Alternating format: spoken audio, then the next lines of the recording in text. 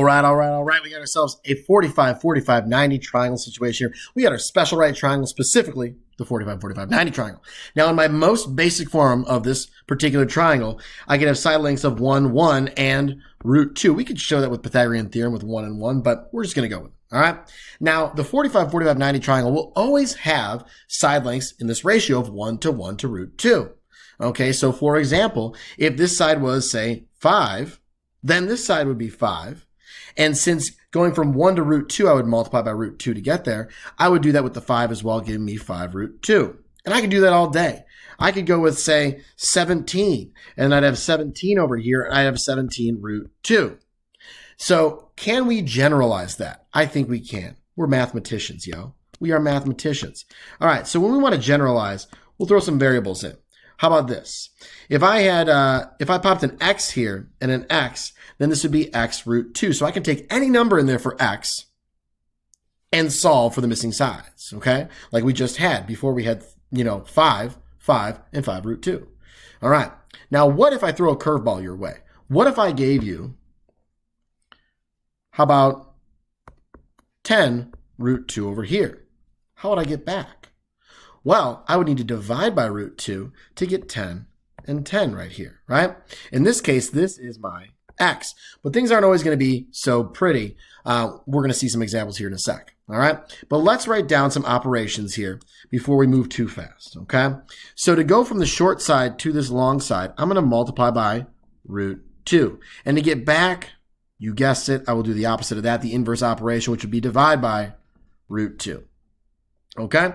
There's going to be some fun math along the way, but that's our most basic idea. If we have the short side, multiply by root 2 to get the longer side, the hypotenuse. If I've got the hypotenuse, divide by root 2 to get back. Okay?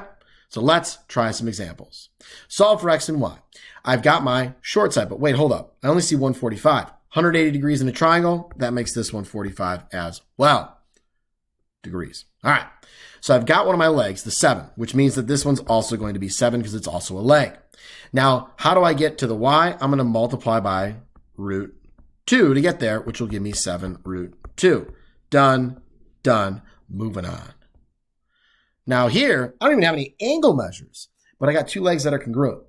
So that would mean that my angles are congruent and would both be 45 degrees and 45 degrees. So these things can be disguised. They can be disguised in some particular problems.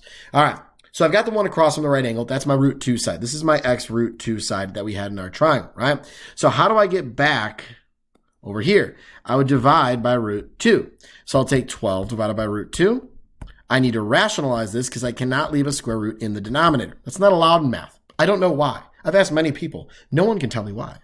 So I guess we're just blindly following that you can't have a radical in the denominator.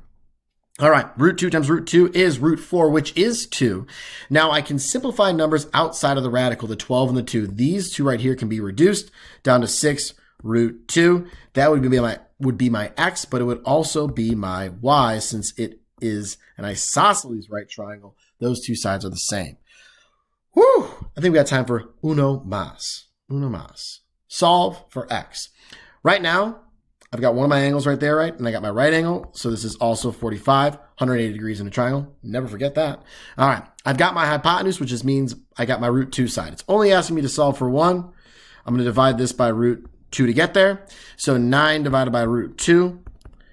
Oops. I got to multiply by root 2 over root 2 to rationalize, and I'll get 9 root 2 over 2. I cannot reduce 9 and 2, so this would be my answer for x. All right. That was fantastic. That was wonderful. Hope you guys enjoyed it. I enjoyed it. Special right triangles come up in every math class beyond here. So you can't forget these, okay? You can't forget them. They're going to come back. They're awesome. They're fantastic. See ya.